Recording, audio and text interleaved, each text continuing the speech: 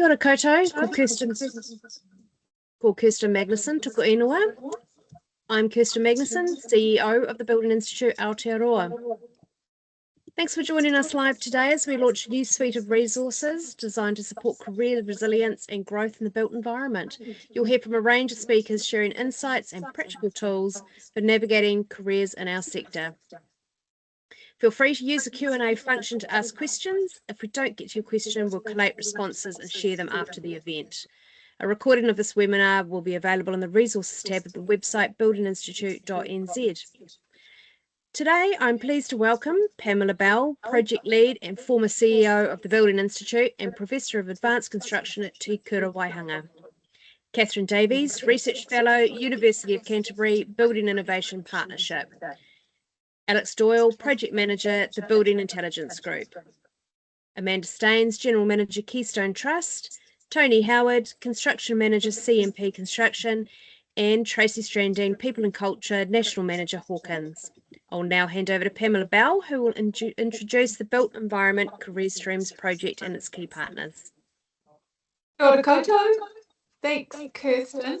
I'm getting a bit of feedback. Are other people getting that too? Okay, we'll see what we can do around that. So today is super exciting because we've been working on this project for about 18 months. So the original idea came from singing the Singapore Skills Matrix. And what was fabulous about their work is that they have spent several years, government funded, to create a map of professional roles across design, construction and delivery through to operations. What we realised is that the New Zealand version was more organic, and that's where the career streams came from. The three collaborating partners were the Building Institute, Aotearoa, the Construction Growth Foundation, and the Building Innovation Partnership. So I wanted to just explain briefly Building Institute Construction Growth Foundation, which used to be the Building Construction Training Fund, and the BIP, the Building Innovation Partnership, which is hosted by the University of Canterbury. Really, that's my bit done. So I apologise for any double ups there and assaults on your eardrums. I'm very pleased to now hand over to Kathryn Davies from the University of Canterbury, who's the lead researcher. Over to you, Kathryn. Kia ora koutou. I've been told to do this without slides, so I'm going to do a lot of hand waving. I will share my screen at a couple of points so that I can show you what we're talking about and where we're looking. And I want to start. Pam mentioned briefly the Singapore model that we started with. So I thought I would just show you what this starting point looked like and touch on a couple of the differences between what we started with and where we're going with it. So this is the image that sums up the Singapore skills framework that divides the industry into a set of different strands that you can see there: architecture, engineering, quantity surveying, construction management, production. So that's one of the key differences. We don't have the same level of manufacturing and construction that they have in Singapore, the prefabrication, that aspect. We have construction management, project management, digital delivery management. Another of the differences that came up in the New Zealand investigation is that digital delivery is very much integrated within our industry rather than a separate strand. And then facilities management, which we've broadened to operations management, including property management and asset management. So we've split some things up. We've gone a bit broader, and we've taken a lot more attention at what you can see in the Singapore model as these horizontal lines that show the mix and match between the different strands. And we've looked at those in more detail because the feedback that we got from the people that we spoke to was about how much more interesting and how much more opportunity lay in those crossover strands rather than the bits that people really know about, which is the standard progressions. So that was the starting point. That was the focus of a bit of industry investigation that we did initially, that some of you may have been involved in, may have had some feedback that helped to guide us in this this project. And the next step of that was, following that, was to go out to industry people, and I got the great fun part of the project, which was listening to a lot of different people telling me their stories, how their careers had evolved, where they started, what got them into the industry to start with, what changes they've made, what training they've had, who's influenced them, all of that really fascinating stuff about people's lives. So that's been great fun for me, and gave a lot of information on what opportunities really do exist in the industry, and how the typical career path that we kind of think of when people go into a degree or a diploma or an apprenticeship or whatever, how atypical the variety of opportunities are that stem from that. So we've looked at construction professionals using it in the broadest possible sense, so across the built environment, people from graduates and apprentices through to industry leaders. So we've got quite a range of people who have fed into this project, people in all of the disciplines and specializations, different geographic regions, all sorts of different sized companies, people who run their own one-man band, through to people who are in charge of tier 1 construction companies, for example, and diverse backgrounds in terms of the entry pathways, the schooling background, people who have come from other countries to work in New Zealand, whether during their schooling time or in their career pathway. So a lot of different input from about 70 something, I can't remember the exact number, I think 75 people that fed into this. And getting from them not just the challenges that they faced and the pathways that they navigated, but also their advice to people coming into the industry, for young people, or young people entering the industry, or for people who are currently in the industry but looking to change what they're doing to take their current skills, apply them in a slightly different way within the industry. We also went a bit beyond those individual stories with feedback and input from industry organisations, and the industry surveys that the different professional bodies have run, and things like the Hayes Career Salary Survey, all of those kind of additional inputs to kind of triangulate the results that we were getting and the stories that we were hearing. So it was a lot of data, a lot of input, and I have to say thank you to my friend Claude, the AI, who's been very helpful in this process.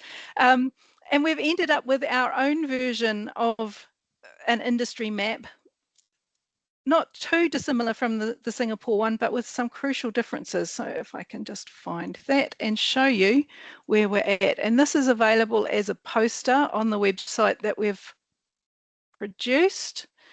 So this is the New Zealand career map. And so some of the key differences here, we've divided it into the industry sector, so whether it's project planning and oversight, whether people are working in design and consultancy, construction, or operations management, so the different phases of a project or the project roles. And some of them you will see multiple colours repeating, because different roles have, or different specialisations or different industry expertise has a different role at different stages of the industry project. And so that's how we've divided it up.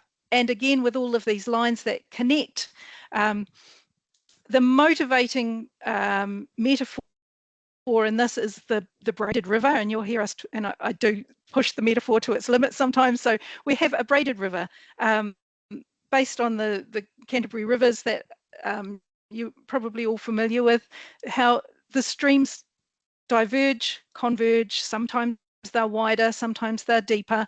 Talking about industry careers, we noticed that a lot of people change their roles, their titles, they go deep into specializations, or they go broad into a wide range of opportunities within a specific role. And so we felt that braided river was an apt metaphor for what we're looking at. And so we've called it career streams rather than career pathways. It also helps because there are some other career pathways projects going on in the industry at the moment. So we've differentiated as career streams. And we've tried to show the flow between these different strands throughout the industry. Now, as I said, this is available on the website, and we're really hoping that people are going to use this to help talk to to look at themselves, to consider their own careers, to talk to other people about what the opportunities are within construction, and to look at how things might connect. One role feeds into another, or has perhaps unexpected connections with other parts of the roles. So that's the overall career map, and within that we've delved into 8 different specializations. So those 8 colours within the career map, and telling some of the stories and teasing out some of the information on what are the important things that people need to know within those roles. So we've got aspects that cover not just the linear progression that people are familiar with, but more of those interconnected pathways. And one of the key messages that came through from the interviews was that there is no one size fits all. There's no one valid route through a construction career. There's so many different opportunities, but often the real challenge is making those choices visible, that people don't necessarily know that they're open to them, that if people think, okay, I've started as an architect, I'm not enjoying this work, it's not what I thought I was going to be doing, I'm going to go out of the construction industry and look for something completely different. What we want to encourage is to show, okay, if you've started as an architect, there are all these other opportunities that open up within the industry that apply that knowledge, that you make use of the skills that you've already gained and the connections that you've already made, and keep that resource within the industry. So that braided river model shows that it's not a linear path for progression. It shows that there's not a single starting point, and it shows that there are opportunities all through your career to move into different aspects within the industry and do additional upskilling, training, mentorship, all of those other opportunities that help you to move into other roles. And if I can throw in a couple of the quotes from the interviews that I've done, some of the people have said, so I'm not sure if Alex Hepri is on the call, but one of the architects that I spoke to, Alex, said it's not such a linear path in terms of career progression. People take all sorts of ways to get where they go, and it looks different for everyone. So Alex has incorporated her interest in toi Māori, her Māori design skills, and made that an integral part of her architecture to shape the progression and the work that she's doing in a way that fits for her. And so I think that's, you know, an example of how even within a relatively standard progression through architecture school into architecture, there are specializations, there are branches, and there are deepening aspects within any of the roles that are out there. Another example, Carissa Hyde, project manager, who started as an engineer. Carissa said, everything is a learning opportunity and it all helps build you towards the big jobs. You don't start out working on Antarctic projects, you start out checking precast steel. And another of the messages that came through was that a lot of people coming straight into the industry have their sights set on some big goal. People who start out in construction management, for example, who want to be running projects. And another thing that we're trying to show with this progression and the pathways and the interactions is that there are steps that you take to get there. Those things are within reach. They're there for you, but that's not where you start. There are stages that you can go through and other routes that you can take to get to those points. Building the foundation was a really important message that came through, that it's important to ground the knowledge in the industry, regardless of where in the industry you're intending to end up, whether you want to be a property manager, whether you want to be a QS, whether you want to be a project manager, knowledge of the industry, of the people who are working in it, and the purpose of the buildings and the processes and the systems that are in place is really important. So taking that time earlier in the career to develop a real deep knowledge of what's going on around you, rather than specialising early, tends to provide the most opportunity in a career path. Another of the key messages that came through also was that adaptability is a key career skill, that while opportunity is great and those sideways pathways really open things up for people to move into other opportunities, the idea it's not always voluntary, and some people may be feeling that at the moment, but a lot of the stories came through from the GFC, people whose careers were starting out at that stage and had to pivot to something new, had to specialise in or take a different direction than they had intended, just because the market didn't provide the opportunities that they thought would be open to them. And so on the other side, the Canterbury earthquakes again redirected a lot of careers because new opportunities opened up that were really not on the radar. BIM is another one that people didn't see coming at the start of their careers, but is now kind of ubiquitous across the industry. So all of these things are opening up. Some doors are closing, other doors are opening, and so that adaptability is something that people really need to be comfortable with. So quote from Kerry Niven, who's a digital specialist with Oricon: be comfortable with things changing as you go, particularly in technology. So you need to develop a degree of resilience and adaptability in that respect. One of the other messages, there's a role for everybody. Regardless of where you're starting from and what your background is, what your interests, whether you're more of a people person, more of a numbers or technical person, whether you like working hands-on, whether you like looking at the big picture, there's a role in construction for anybody who's interested, and it doesn't follow the old stereotypes that the people in construction, and I'm sure I'm preaching to the converted here, you will all know this, that it's not the dumb kids who can't do the hard maths who end up in construction. It's the hard maths, it's the hands-on practical, it's the, you name it, it's out there. And if you're not in a role that suits you currently, then you need to look for the opportunities that direct you into the roles that play to your strengths and that play to your interests.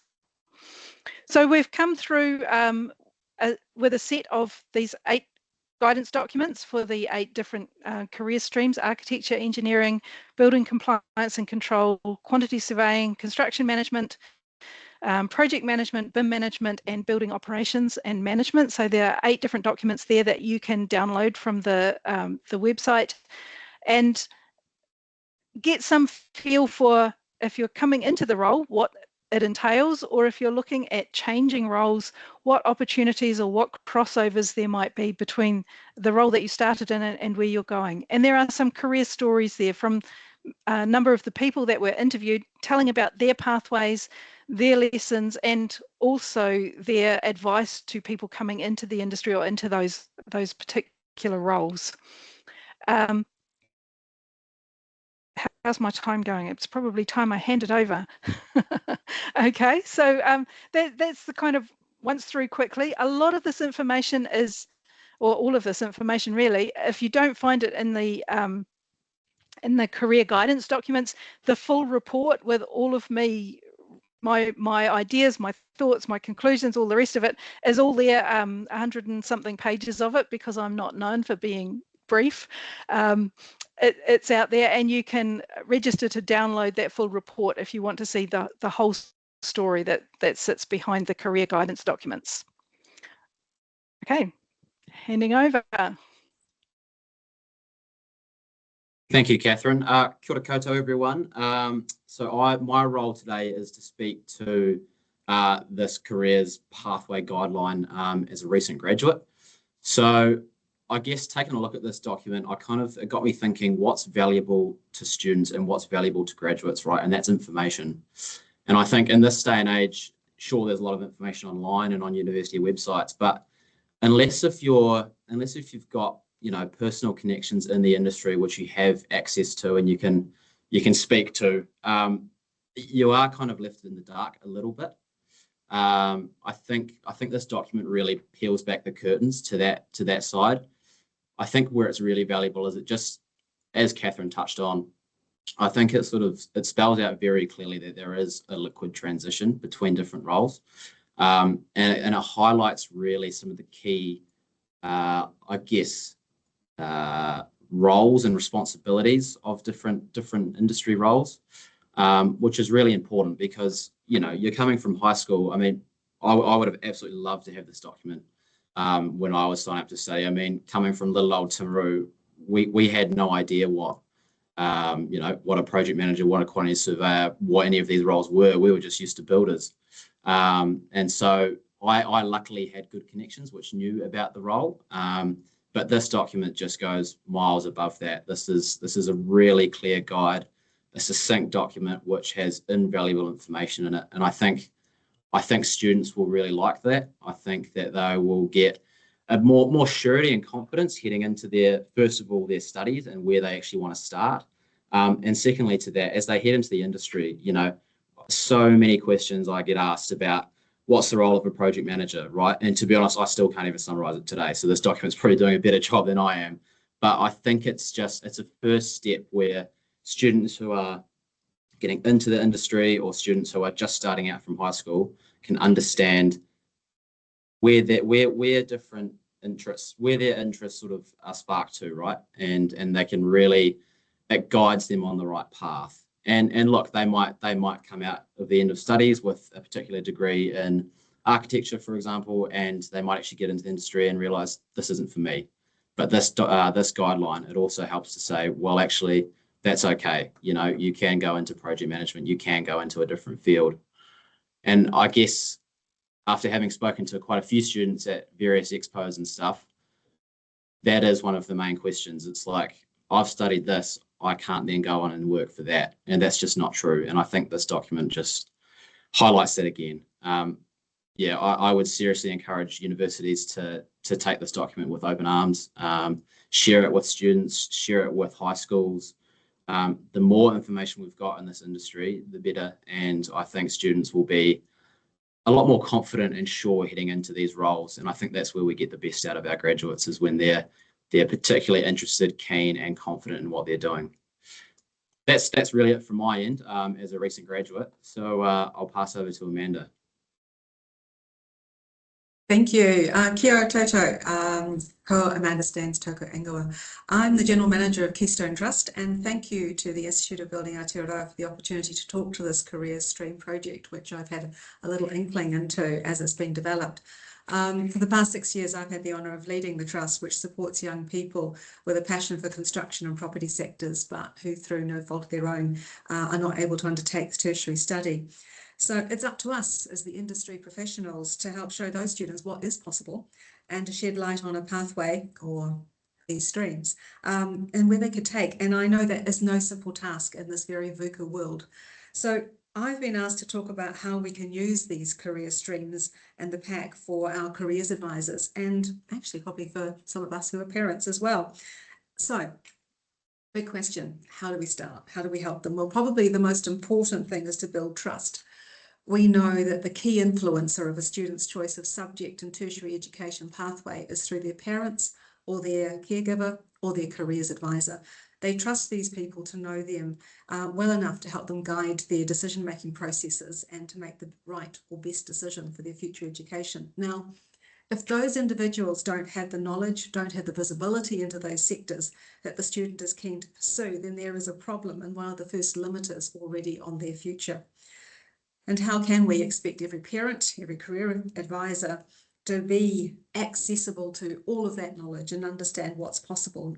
It's just not possible. So we can help them providing resources that they can access to do the finding themselves. And up to now, the resources have largely been provided by the tertiary providers. They're developed by their student recruitment teams for each university and polytechnic, and you've probably seen them. They're really beautiful, glossy brochures with lovely, smiley, happy faces of students. And they are more focused on the programs available and how much fun a student is going to have going to their institution over another one.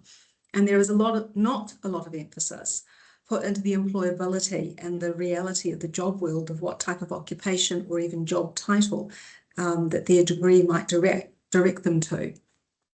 Often the student is focused on the immediate step, and we find that very much in our role here. They would talk about going to uni, going to polytechnic, what will it be like, how will I fit in? And some people think it's all too hard and that either their future will find them or there isn't one that looks like them. And that's when it gets really tough to have those conversations. And for many students, Instagram, TikTok, those are the posts that are all about the student experience. You may have had a look at some of them. They're a really curated image and they can't see themselves perhaps in those images, so it all becomes rather self-defeating. Parents, however, as you can appreciate, they're a little bit differently focused. We focus on that next step. Will they get a job? And if so, will it be a good job? And will it be in an industry that is stable and has a good income? And today I'm hearing from careers advisors saying that with fees free no longer being available in the first year, parents are advising their children to get a job because if they don't succeed in that first year, they will have nothing to show for it except a student debt. However, what they are forgetting in that conversation is the other advantages of that child going on to tertiary. They've changed how they think, they've changed how they act, they have met different people, and although they may not be successful, this time round, they may be better placed later to come into tertiary study. And I think also we need to redefine what does failure look like and mean, because if a student's missed a couple of papers, it's still redeemable. They can continue and they can possibly even make up things over summer school. However, I'm not denigrating that for some families, their collective income is tight and the new of age family member is seen as an economic unit. So, the situation's very nuanced. But anyway, I'm getting sidetracked, sorry. Tertiary study, it's expensive, it's an investment. That's the other side of it. It's for the future of that student, their wider whānau, and the nation as a whole, and everyone benefits from a more educated populace. However, no resource, as we know, is good on its own, and as we at the Trust know, and the careers advisors also know, pretty posters alone on a careers wall don't make for good careers choices. It's the genuine conversations around those posters, identifying those pathways and helping with a guide to that conversation, creating opportunities for engagement, inquiry, setting up a site visit, an office visit, a coffee, driving you bigger. Experience counts and it really feeds that curiosity. And those conversations talk not just about broad occupation types, but the types of occupations within those headings, even job titles that a young person may find confusing. We've done a little bit of that in our Keystone Trust Careers brochure, which we send out to every secondary school in New Zealand. And it helps to demystify the lingo because we are a very jargon-driven industry.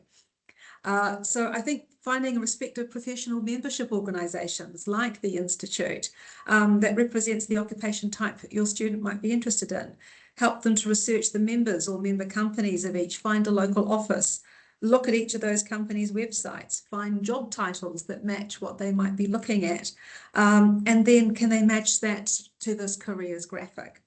Often there's an email address, better still a mobile phone number that you'll find on that website. So help the student craft a set of discovery questions that they can ask that person. Find out about the war stories, the challenges of the sector. What did they learn? What are they still learning? Because I think that's what we're talking about here. Did they move up? Did they move down? Did they move sideways in the pursuit of a goal? Did they go back to further education? What do they believe are the future trends in the industry and where do they see gaps in the market? In fact, I know of a careers advisor who, while working full-time, has completed her undergraduate architectural degree, is currently finishing her first year of her Master of Architecture, both full-time. Now that's an inspiring story for a student. So breaking down the world of work into small manageable steps is important, as the decision about one's future can seem rather overwhelming and the stuff of nightmares for some young people. We're in the midst of our scholarship interview seasons at the moment, and what surprises me is not just school leavers who don't know the pathways. Tertiary students certainly don't either. Speaking with more than a handful of them, for example, I fell across quantity survey. I don't know, what does an architect actually do? And it's sometimes students who are in apprenticeships and they've now moved on to higher education, and they've never heard of what a QS was at school. They didn't even hear about it really even when they were on the tools. So there are huge career opportunities, as we know, in that quantity surveying space.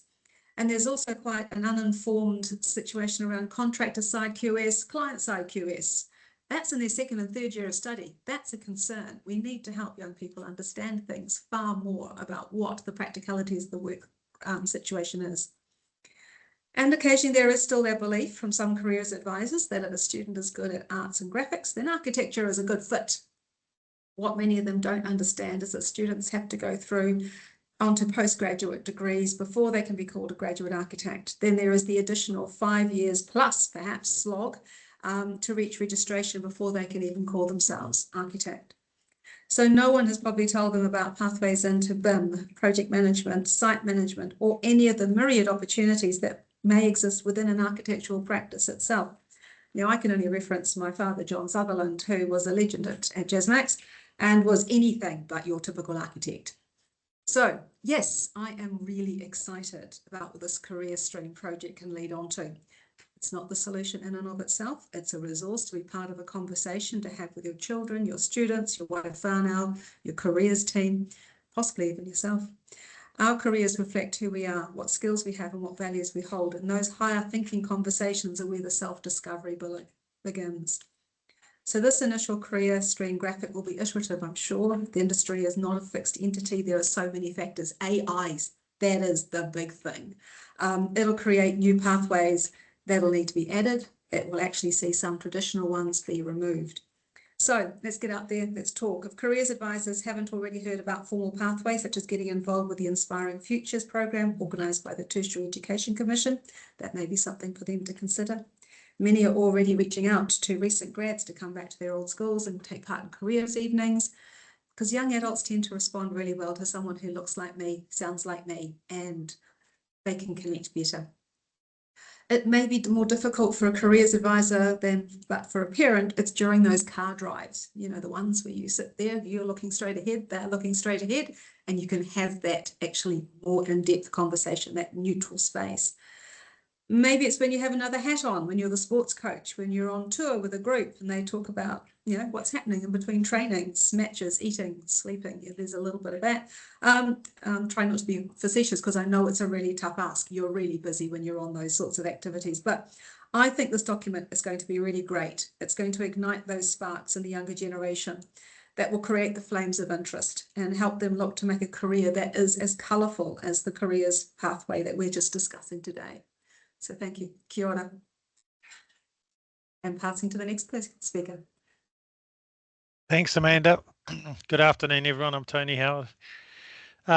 Look, I've had a look through these documents and thought they were the most wonderful set of information about careers and so useful for young people coming into the industry. Mainly probably for the parents to have a read through and have a look at initially, but there's just so much information on there. And when Kathryn was saying she interviewed over 75 people to get their histories, I mean, that must have been a very humorous time and interesting because, I mean, I look at my career and I've zigzagged all over the place, but it's always been in construction, you know, jumping from New Zealand to Papua New Guinea to Europe to back to New Zealand and commercial, residential, high-class housing, all sorts of things. And you do chop and change. And this document just helps explain how universal and how broad the industry is. Most people who've been in it for a long period of time love it, obviously, and are very passionate about it. And these documents help explain to younger people the opportunities available, and it is such a broad sector. I think probably one of the main things is when we were involved with the pathways, we were getting young kids out to the airport and they'd all turn up with these wonderful ideas that they wanted to be a plumber or a builder or an electrician, and after the first day I'd round them all up and say, righto guys, what do you think now? And every single one of them would have said, oh, I didn't realise an electrician had to play with power all day. I want to be a crane driver. I want to be the concrete truck driver. And this just sort of helps illustrate a little bit clearer that you have got so many opportunities and you can diversify. And like, you know, as soon as they're released, which is today, I'll be sending these around to all of our staff and just saying, guys, just have a look at what your options are, because people get tired, they get bored of just being a QS, a site manager, a project manager, whatever they're doing, and they can see that there are other options they can look into and train to further their career if they're feeling a bit despondent about where they're currently at. But yeah, it's certainly fantastic. Short documents, quick, easy to read. I mean, I learned things that I didn't know about because there's always new stuff coming through the industry. And it's the greatest thing I think about the documents is the salary bands, which are very general, but that's what everyone wants to know: how much money am I going to be earning, and the personal. What was it? The career stories at the end. I mean, they're a great read. I'm sitting there laughing and giggling and thinking, gosh, I did that sort of thing. Yeah. And it's amazing how people have changed. And I think if young people think, like I asked one of our QSs who's been with us for 2 years now, and I said, when you joined as a QS, what were your thoughts? He said, I really had no idea what a QS was. So I gave him this, I said, have a read through this. And he said, wow, that's fantastic. I wish I'd read that. I mean, I didn't realize how varied and interesting the career as a QS can be, and the different pathways I can now go down. So yeah, fantastic document. Great for the industry. BCIT will love it, obviously, and all the other training industries, I'm sure. So well done to everybody, and yeah, we look forward to using it. So look, with that, probably a bit short, but I'll pass you on to Tracey, and thank you very much. Thanks. Afternoon, everyone. I'll keep it brief so we've got a good chance for a Q&A. Look, I'm really excited about these guides. As someone working in HR and the L&D space, this is a major step forward for our industry. For years, we've faced challenges with inconsistent role terminology and unclear pathways. These guides will give us consistency for how we talk about roles across the whole sector. That means we can be much clearer and have more meaningful development conversations with our teams. If someone feels like they've reached the ceiling in their current role, these pathways give them that opportunity to see what's possible. Whether that's moving sideways to take a step forward or aiming for a more senior position, it's all there on a platter, thanks to Kath and the great work that's already been done. It's a huge help for attracting new talent, especially from similar industries, or when we're trying to attract candidates from overseas. Everyone can see their options and the wide variety of roles in the sector. The transparency will make this easier for people to understand the opportunities and plan their own career journeys. Beyond recruitment, these guides are a practical tool to empower our managers to start real conversations with our people about career growth, about mobility, about building new skills, rather than leaving this to the HR team, just saying. This will help us grow our own internal capability. It supports retention. It encourages career development by making it so much easier for people to see themselves with a long-term career in this industry, and that's what this is all about. For HR and L&D professionals new to the industry, this will definitely help them with understanding all of those career pathways, because it's a minefield, especially for those of us who have been in it a long time. So ultimately, it's about empowering people to take charge of their own career development. It's helping us all build a much more stronger, connected industry, and I'm looking forward to seeing how these career streams spark those new conversations and open up opportunities for everyone. So thank you.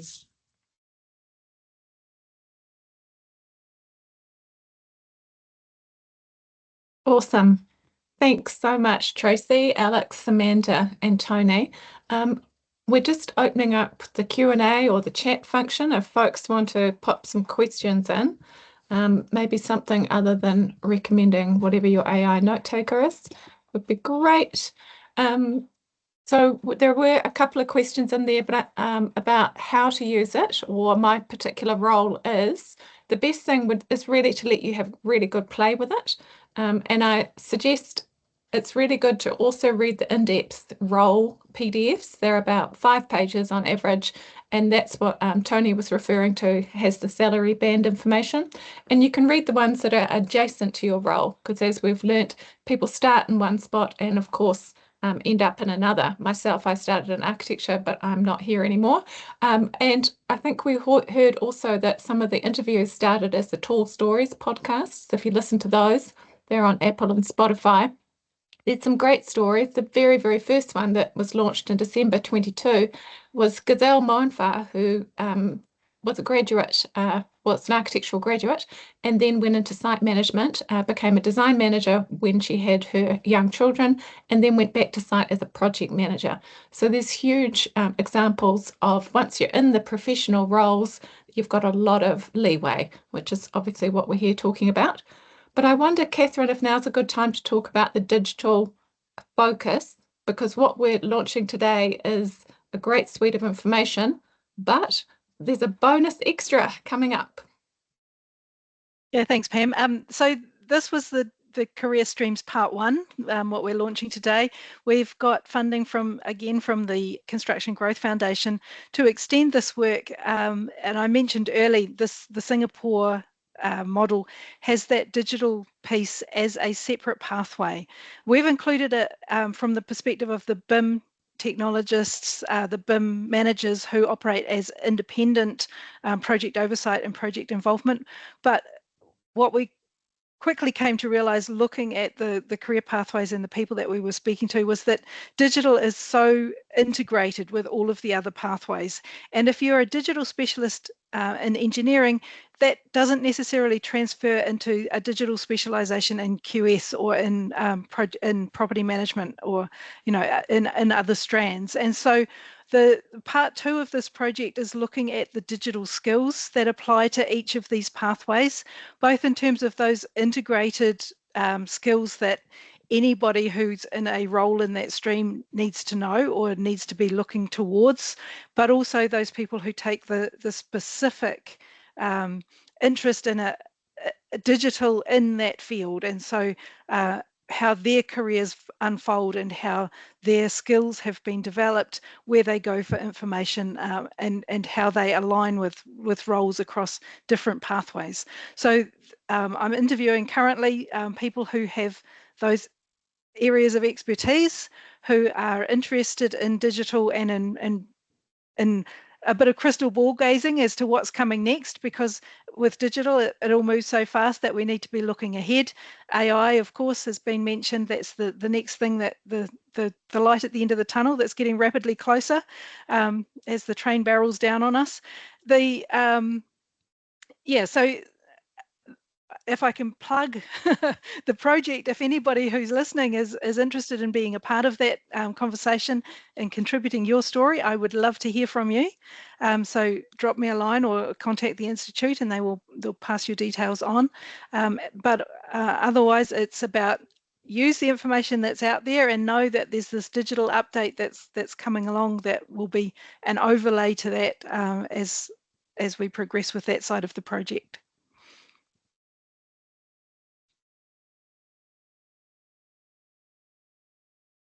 Thanks, Kathryn. And I'm just popping the hello@buildinginstitute.nz email into the chat. Kirsten, over to you for closing out. Thanks, Pam. That brings today's presentations to an end. I hope everybody enjoyed learning about this incredible body of work. And thank you to our speakers, Pamela, Kathryn, Alex, Amanda, Tony, and Tracey. You can find the career streams and that report that Kath's talked about on becareerstreams.nz website. And as a reminder, a recording of this webinar will be on the Building Institute website under our resources tab. So have a look there.